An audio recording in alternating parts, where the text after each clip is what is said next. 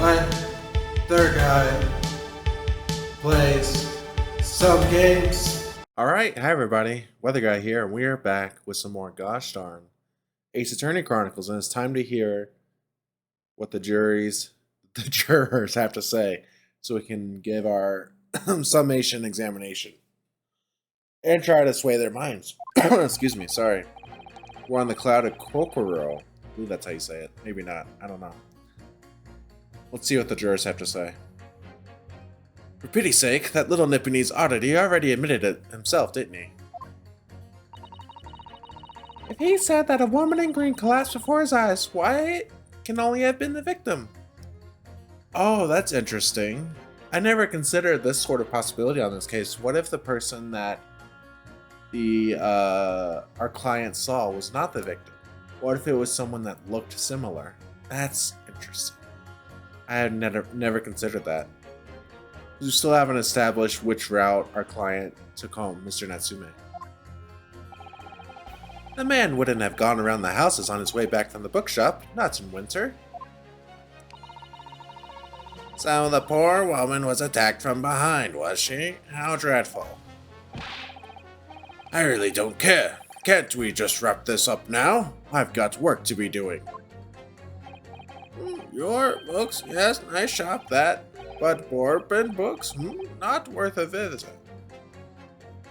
This guy is so out of it. It's so relatable. We all know someone like this old man who can't really hear well. I feel like we all know somebody who is supposed to be listening to your conversation and hearing the important points, and they just grab random tidbits out of it and focus on that just aren't relevant at all. And this isn't just when they're listening to a story, it also happens when they tell a story. It takes them forever to tell a story, because they have to give you a backstory on every little piece of the story, right? On every person, on every event, on every shop they go to, anything like that. It's insanity. And you have to redirect them back to the story, and by the end of it, you're just like, that's crazy. And you give them so many of, wow, that's crazy, before the story's over. Sorry, I went on a tangent there.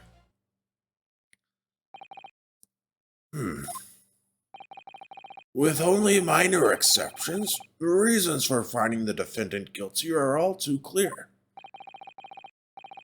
There's our rival, I would say, Van Zeek's potential villain.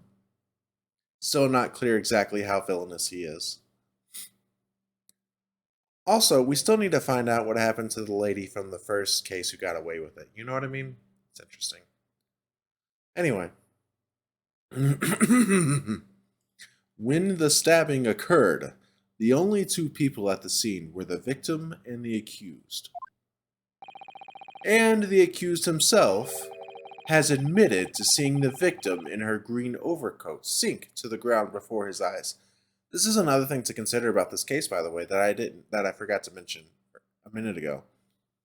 Is it very likely was the same woman, because not only was she wearing the same clothing, she also happened to fall at the same time, and she had around the body were the receipts and stuff. Or not the receipts, but the books that our client, Mr. Natsume, had checked out. And yeah. And not only that, I feel like our client would have, they would have seen where the person was supposed to have fell.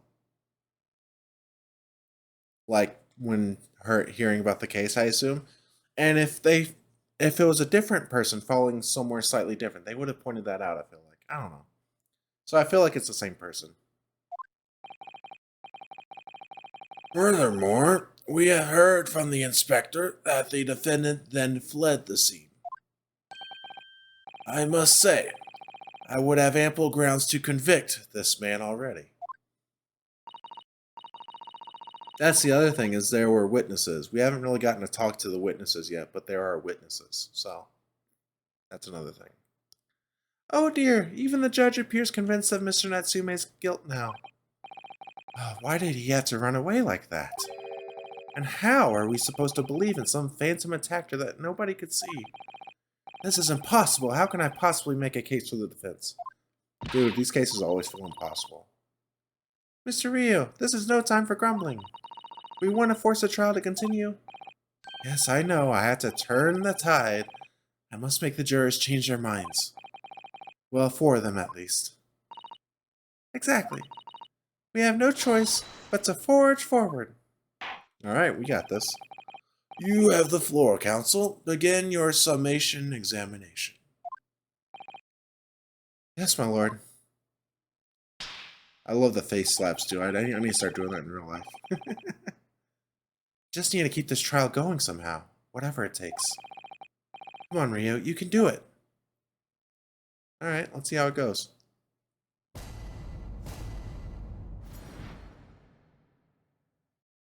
The defense's rebuttal. Alright, so first we have to... We're going to press on all of these, and then another thing we have to remember is we have to pit them against each other if there's inconsistencies in their reasoning, I guess. So let's press them all first. Excuse me, but aren't you... Yes, that's right. I was in the witness stand myself just 2 days ago. Yes, I had a feeling I knew your face, or the side of it anyway. If I remember correctly, you're a banker, aren't you? That's right. After the gold rush down under, I came back to London to work. And it was all going swimmingly until you started fossicking around. Bruce Fairplay was a man of repute. Sorry? Don't think I've forgotten how you treated me the other day. This guy shouldn't be a juror, honestly. He has conflict of interest, right? You had me and that young hatter pegged as criminals. Oh, well, you know, water under the bridge. Now there's all sorts of rumors buzzing around, and the police have been badgering me non-stop. If I could turn back the clock, if I could turn back time. Well, anyway, I don't know about the hatter, but at least I'm in the clear now.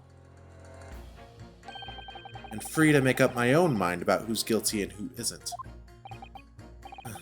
Thank goodness. Alright, maybe I might struggle to change this man's mind given our awkward history. Oh dear, I wonder what's become of Mr. First now. Mr. First was the young hatter guy last time, who had some really funny poses where he would act like he's about to punch you and stuff. It was great. Let's look at these again before I...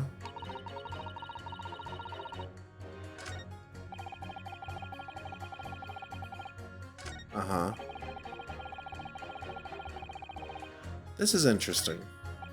I don't see anything really conflicting. Wouldn't have gone around the houses on his way back. Not in winter. Attacked from behind.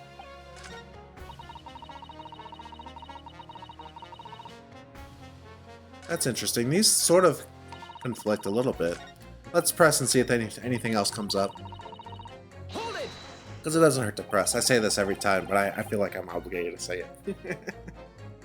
You're right that at the time of the incident, the defendant admits to having seen someone wearing a green overcoat walking ahead of him. Well, quite, that's precisely my point. Clearly, that someone wearing green was the victim. And clearly, that funny little Nipponese man with a disturbing mustache is the culprit. Let us not forget, madam, the defendant vehemently denies attacking the woman. Why, of course he does. If he misses stabbing her, his life is over. The man is obviously a liver-faced coward, honestly claiming the woman simply collapsed before his eyes. But if that's a lie as you're suggesting, do you not think he would have concocted something more credible? Oh, I really couldn't say. After all, you are foreign. Who's to say what goes through your funny little mind? So, there's a lot of very casual, like, racism in this game. You know what I mean? And it's not a thing where I think, like, obviously it's not a case of the people who made it have racism in their hearts or whatever like that. It's just that they're portraying, especially because they're Japanese, aren't they? Right? So they're portraying these other people as being racially charged towards them. You know, it's very interesting. And I don't know how much of this sort of thing is actually based in reality of something that would commonly happen. It's not, and I'm not saying I don't think it didn't happen back then. I'm just saying I don't know. You know what I mean? I am ignorant. Right? Doesn't help that I'm giving everybody regular like English voices too, you know? It can make it hard to, I don't know what I'm trying to say. There's people that should be speaking with heavy Japanese accents probably, right? And they would be speaking in Japanese. It's just translated into English for our benefit, you know? It's interesting. Anyway, I don't know why I'm on this tangent. It's not really particularly helpful or interesting. I'm just in a pretty good mood today. I had Taco Bell, and surprisingly that put me in a good mood. I don't know. I could tell you what's going through my funny little mind right now, but you wouldn't like it. I do declare the man has already made the admission. He himself has stated there is nobody else around. Surely the conclusion is obvious. No one else could possibly have committed this awful crime. No one else could have done it. The accuser must be the man. Really, it couldn't be more simple. Your argument is compelling in its simplicity, I must admit. Oh my, you are too kind, my lord. That went well, for her. Yeah, I mean, this is really difficult for us. Hold it! I really think this guy's going to be pit against the old guy who can't hear. You can't deny that there are other routes Mr. Natsume could have taken back from your books. Oh yes, like you drew on the map, you mean? What was it, Calabash Road or something? Precisely. But it seems to me that what counts is whether the little Japanese fellow actually went that way or not. Well, yes, that's true. And at the moment, there's no proof that shows he did, is there? Well, yes, that's true as well. And as I understand it, the accused himself doesn't remember which way he went, does he? That's crazy, by the way. That's absolutely wild that this guy doesn't remember which way he walked home. Especially on a night that was so memorable as this one, you know?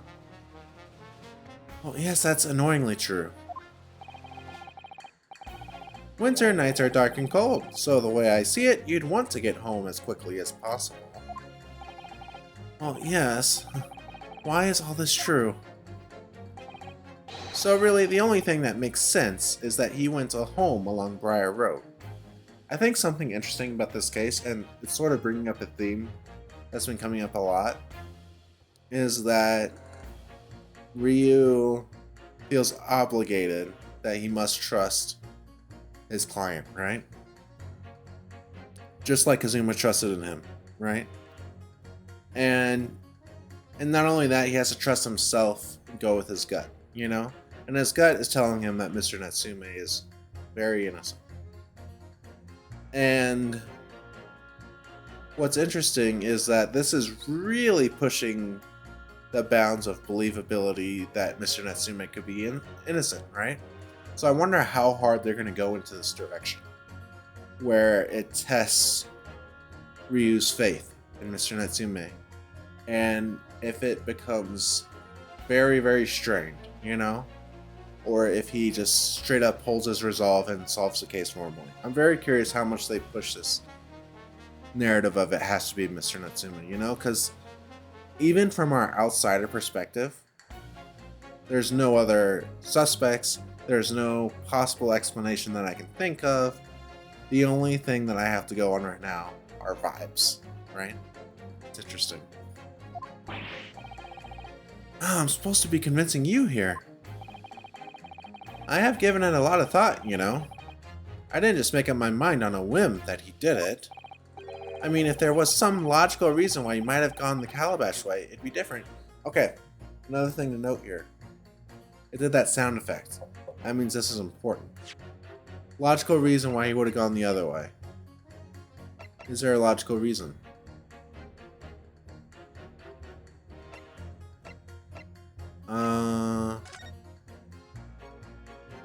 Logical reason. Logical reason. I can't think of one. I wish I could. I'm just looking at all this stuff again.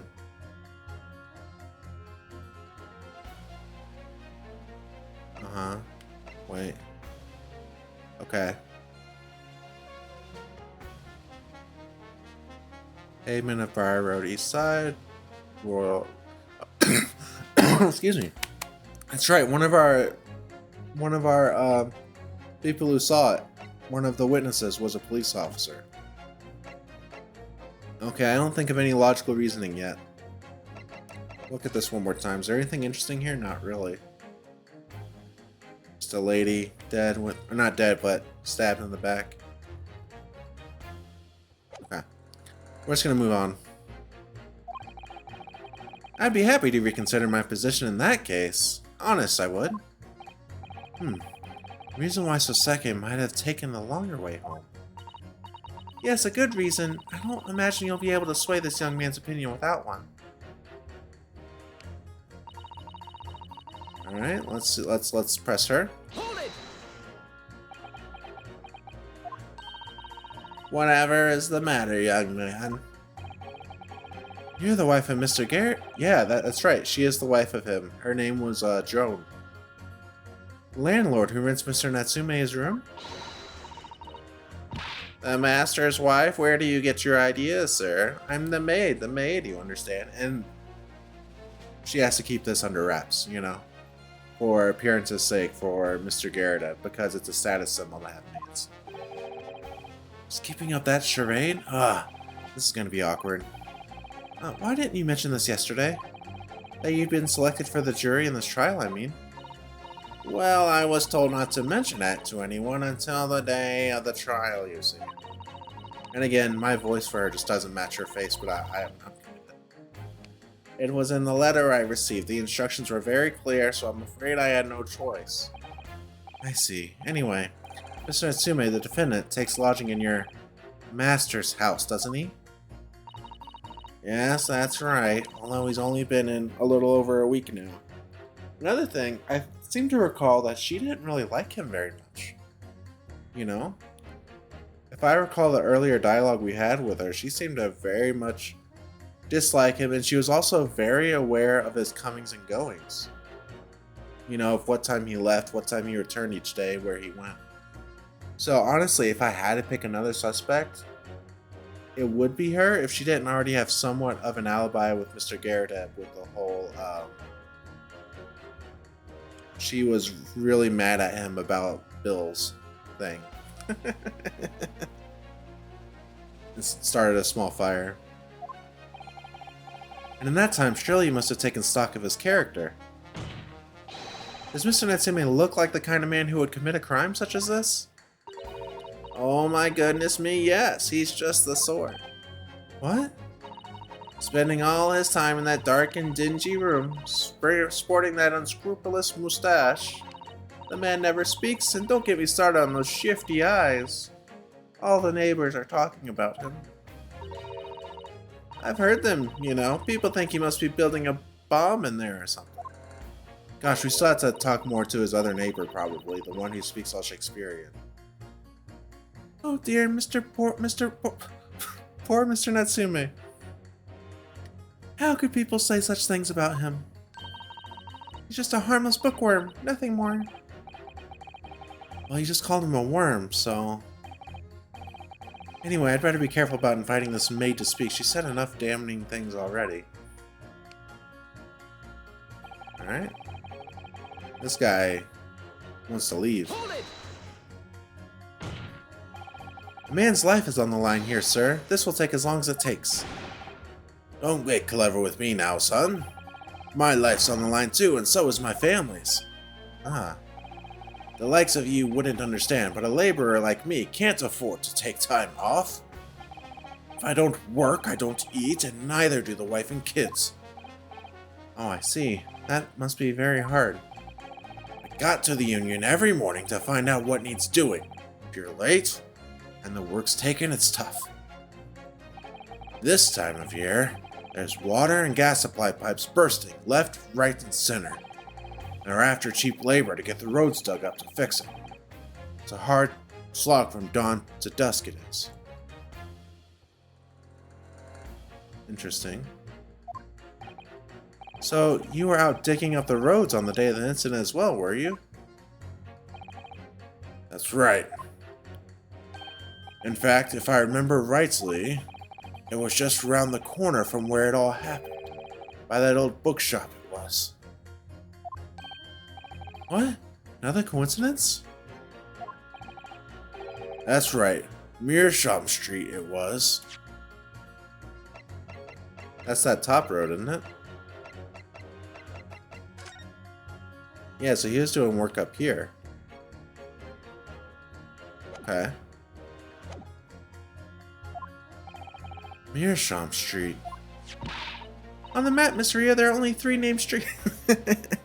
Dude, she has such little faith in me. She thinks that Ryu is just the dumbest motherfucker alive. Holy hell. Juror number 5, I need you to add that information to your formal statement, please. What's the point in that?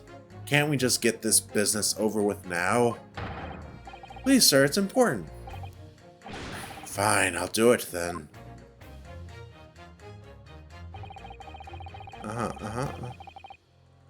On the day it happened, I was doing. Hold it! So he likely should have seen. He would have seen which route our guy took, right? He should have seen him. So if I understand correctly, you're a day laborer and you are doing road maintenance that day. And that also is a reason why he would have went the other way. Because of the road maintenance. Huh. That's right. Like I said, you get a lot of burst gas and water pipes underground in the middle of winter. It's the only time of year fellows like me can actually make a few bob. I'm missing out today. And when you say from dawn till dusk, well, the work has to be completed within the day so no coaches or pedestrians can pass.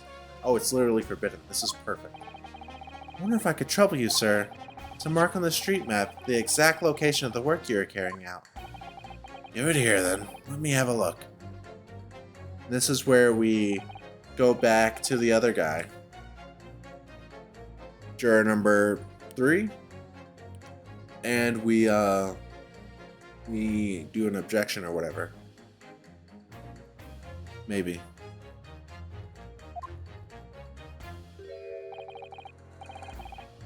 Yep, that confirms it, because he was at your books, he couldn't have gone to the left. Perfect. Here we are, Meerschaum Street. Yes, it was just here, like. It's a tidy dig, I can tell you. We had to get through all the drifts of snow that had frozen solid. And at what sort of time did you finish the work? Well, we started in the morning and we can't have finished before gone 6, I'd say. And the crime happened at 5, so we're good. The snow had stopped coming down, but it was long past dark for sure. That means the roadwork was still going on when Miss Green was attacked at around 5 o'clock. Roadworks on Meerschaum Street, huh? Huge. Huge, huge, huge, huge, huge.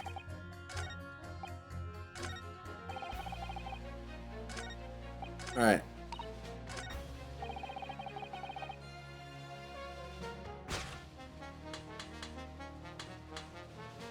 Yeah. Objection. Those two statements are clearly at odds with one another. At odds, counsel. Explain yourself. Please don't point. It wasn't me, I swear. What? I just want to get it done and dusted. Well, juror number 3? Oh, me, sir? What do you mean? Oh, I love when it's animated like this, where he walks. Oh, that's so nice, and the music picks up. So good. Juror number 5's words just now are extremely significant. Let's take a moment to consider the implications of what's been said on our map of the local area. On the day in question, Mr. Natsume visited this bookshop to purchase a number of secondhand books. And on the same day, we now know that there were works being carried out on Meerschaum Street, making it impassable. Which means that the defendant's route home could not have taken him along Meerschaum Street and down Briar Road. Oh, yes, of course. Well, What do you think, sir? Well, yes, you can't argue with that, really, can you? We must have had a good 2 yards or more of the pavements up. Every gentleman and gentlewoman that came along had to turn back and go the other way. So, the only conclusion is this. The defendant must have taken the longer route back to his lodgings. Yes, I suppose he must have. I suppose I must be right, huh? Juror number 3, you said the following. The man wouldn't have gone around the houses on his way back from the bookshop. But, we see now that he had no choice. Yeah, obviously. We get that now, buddy. I thought you already understood that. My lord, my judge, sir, if I may. Yes? I don't think in all goodness conscious that I can say the man's guilty now. Yes, I'd like to see this trial continue so we can get to the bottom of what really happened. How, baby? That's 1. And presumably, juror number 5 is also going to swap himself over. Then we just have to get 2 more and we're in the clear. What about you, sir? Me. Well, alright then. There's a hole in the prosecution's argument. It should be filled in. That's what I say. Perfect. Perfect. That's great. That's fantastic. That's what we like to see. Oh, well done, Mr. Ryu. That was wonderful. Well, we've managed to change a couple of minds at least. It strengthened our position somewhat. Yes, and it will prompt the other members of the jury to reconsider their stance as well. They'll be asking themselves if their current leanings are really right or not. Now, if we could just identify one more clue or discrepancy that would make them stop doubting Mr. Natsume. We might be able to tip the balance completely. Yes, that's exactly what we've got to do. Van Zieks is looking to bring this trial to an early conclusion. That's what we have to prevent, by whatever means we have at our disposal. Uh-oh, is he gonna say some bullshit? Thank you, counsel. On with the summation examination, please. Yes, my lord. Great. We're doing good. Alright, let's read what it says here, actually. Okay. And then... Yep. Alright, let's get another press on this guy. We haven't pressed him yet. This might be a difficult conversation. Sorry, fold it, you say? Fold what? No. What I said was hold it. What I wanted to ask was, do you visit your books often? I like the old books they have in there, yes. I enjoy reading them over a nice cup of old tea. That's my daily routine, you see. Same thing every day, including the day you're all talking about. Oh, so he was at your book, so he may have... I don't know, he may have seen our client leave. And at what time did you visit your books on the day in question?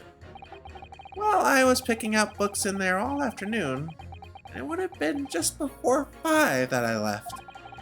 That's my daily routine, you see. Same thing every day, including the day you're all talking about.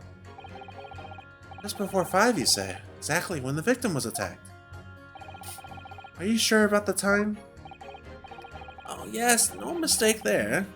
I remember it well. I'm not about to forget that day in a hurry. Not after the dreadful time I had. Oh, let's hear about this. What do you mean? Well, I was walking down Calabash Road when I slipped on the ice and donked my head. It's always worse after the snow stopped falling. That's when it's most slippery. The woman walking in front of our client slipped on the ice. Knocked myself clean out, I did. I really thought my number was up. Wait a minute, let me get this straight. This happened on Calabash Road? That's right. I live in Cornpipe, you see? Heading down Calabash Road is the quickest way for me to get back from your books. Juror number 6, I must insist that you add that information to your formal statement. It may very well be extremely significant. Sorry, extremely sick? No, I'm quite alright now.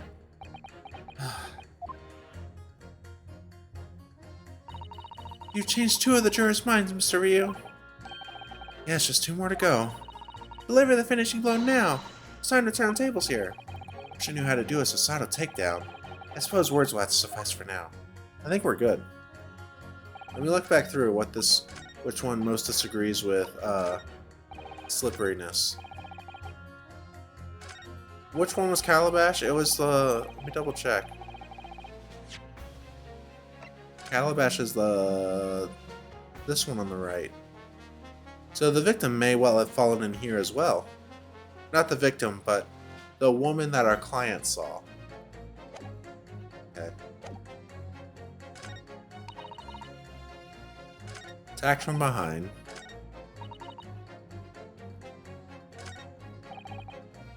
Okay.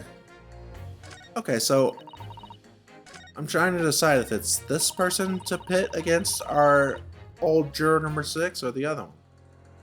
I think it's more likely this one. Right? Although, I don't know. I guess it doesn't matter too much. We can just... Let's try this one first. Objection! No, the music's still going. We failed. Hold it! Yeah. I'm not even gonna read this. I don't want to. I hate getting bad news. He didn't even let us get into it. That's alright.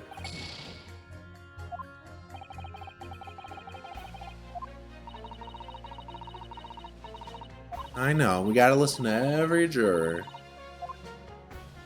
Let's try this again.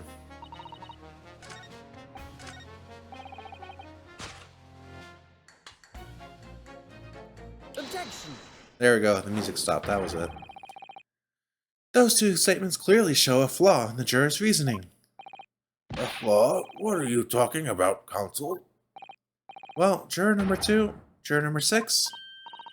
Whatever do you mean, sir?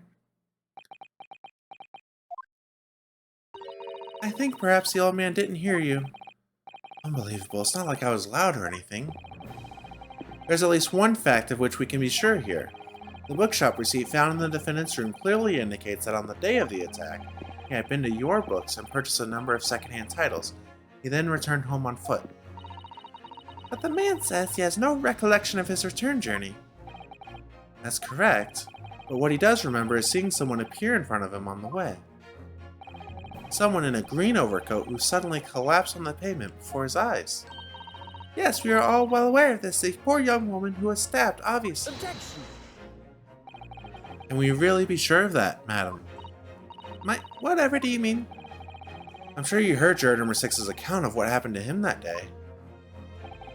That same afternoon, there was somebody else apart from the victim, who was wearing a green overcoat and who fell on the icy streets of the neighborhood. Oh my.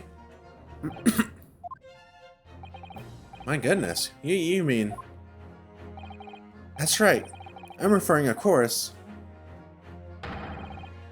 Oh my god. I'm so stupid. This is the person who fell. He's wearing a green coat. Why didn't I... I'm so stupid. I was like, surely someone else fell. And him falling was just an example. To hard of hearing, jury number 6.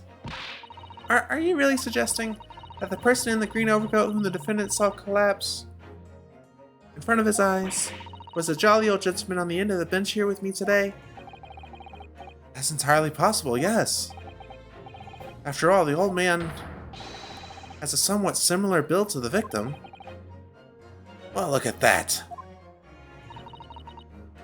My goodness me. Sorry, you need a pee? And crucially, we know precisely where the old man in the green overcoat fell. Calabash Road. Therefore, if the person who Mr. Natsume saw collapsing in front of him was in fact juror number 6, it means the defendant must have taken the long route back to his lodgings. And if that's true, then clearly the crime scene on Briar Road where the woman was stabbed was not on his way home.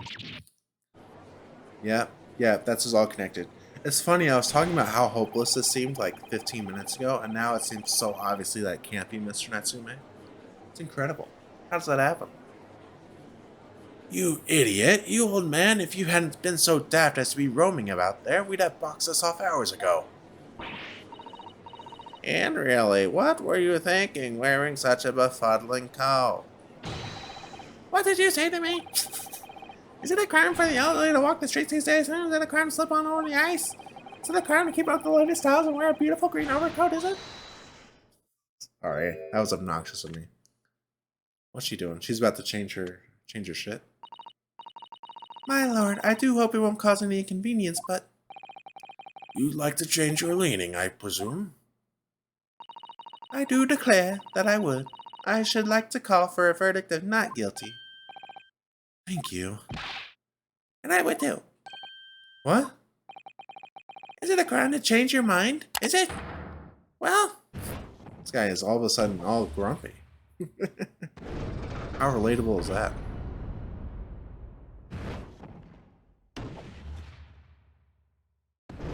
There we go. You might not even have to convince the last two. Well, that summation examination has concluded with a rather large shift in opinion. The highest two, the nose 4, so the nose have it. Not guilty, they say. Which means we no longer have a consensus among the members of the jury. The trial will continue. Objection! Here we go. What's this nerd have to say? Is he going to be mad? Is he going to throw it? Oh, he crushes it. Could it seem churlish of me to drink from my hallowed chalice moments after raising an objection? Only to crush it in disgust? Pray forgive the discourtesy. I love that catchphrase of his. So good.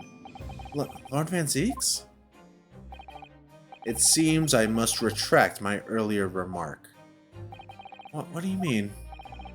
I mistakenly credited these jurors with intelligence by describing them as insightful. Yet we have just witnessed them falling for a cheap trick performed by an Eastern entertainer. Huh? Whatever do you mean? I haven't tricked anyone. Everything I've said is the truth.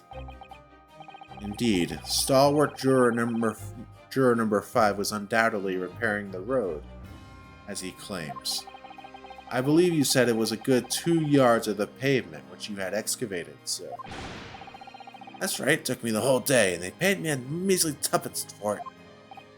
Now, my learned Nipponese friend, tell me, do you have any notion of the distance that 2 yards represents? Well, I'm honest, I don't have a clue, no. 2 yards is a little less than 2 meters. Less than 2 meters? That's not much at all. In other words, a distance readily vaulted by anyone of moderate vigor. Would you not agree, my stalwart friend? Well, it's hard to believe that he would vault with his books. Me? Well, I can't say you're wrong, no. What? And did you perchance erect a sign to prevent pedestrians from passing the site of your works? I wouldn't dream of it. What a waste of time. No coaches would have had a hope of passing anyway, and we just turn any gentlefolk back when they came. When they come. Kids just jump right over us all the time. The accused is no gentleman, as far as I can see. I have little doubt, however, that he could spring over a 2-yard trench in his meanderings around town. Ah, is that true? Is it? The incontrovertible truth is that the books just purchased by the accused were found at the scene. It's a very good point. There can be no doubt that on his way back to his lodgings, Mr. Natsume walked down Briar Road. Crushed in a single sentence. And, old man. Old man, you can talk. You say that around 5 o'clock on the day in question you slipped and fell on Calabash Road. Pray, was there a suspicious-looking Nipponese behind you at the time? Oh, I can't say as I remember. How would he? The guy was behind him, then he got knocked out. You don't remember? How about a wager, my learned friend? You say it was this old man that the accused saw, but I would lay 1,000 to 1 against you being able to prove it. Brutal. Brutal. Van Zieks is such a god at prosecuting. Order. Lord Van Zieks, explain yourself. My lord, if you had such a trenchant argument up your sleeve, why in the world did you not proffer it during the Summation Examination? I wanted to give this young foreign student the sightseeing experience he no doubt came for. I wanted him to see for himself how the opinion of the jury is so readily swayed. But my hospitality has its limits, and they have been reached, I feel. Oh god, the cloak has come off! So, my learned friend, today's sightseeing tour of London is now over. What? What are you talking about? My lord. Is it witness time? The prosecution requests permission to call its next witnesses to the stand. Granted. Bailiff, bring forth the witnesses. This next witnesses? Mr. Rio, do you not remember? We've been told on several occasions there were eyewitnesses to the incident. Dude, I love the way she talks down to him. It's so funny to me. It's great. Yes, I remember. One of them being a Scotland Yard policeman, no less. I'm afraid that's likely to be the prosecution's next witness. Alright, no matter who Van Zieks brings to the stand as his witnesses, no matter what they say, we're about to have our to be continued as we go into part 2. Look at the zoom in. How far are we going to zoom in? Let's see this. Let's give it a second. Let's see how far the zoom in is. Will we go through his head? No, it stops there. Okay. Alright, no matter who Van Zieks brings to the stand as his witnesses, and no matter what they say, I believe in Soseki. I know he's innocent. And I'll keep believing to the very end. Until this battle is over. There we go. That's what we like to see from our protagonist. Believing in his client against whatever odds. So good. Yeah, there's a to be continued. No! I lied. I was mistaken. These people look absolutely batshit insane. This is actually, I think, a good place to stop before we talk to these witnesses. Yeah. I don't want to know anything about them. I'm nervous about meeting them.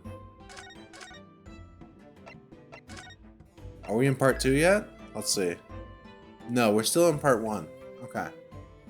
Yeah. This is a good place to stop, though. Next time we're going to talk to these witnesses and see what's up with them.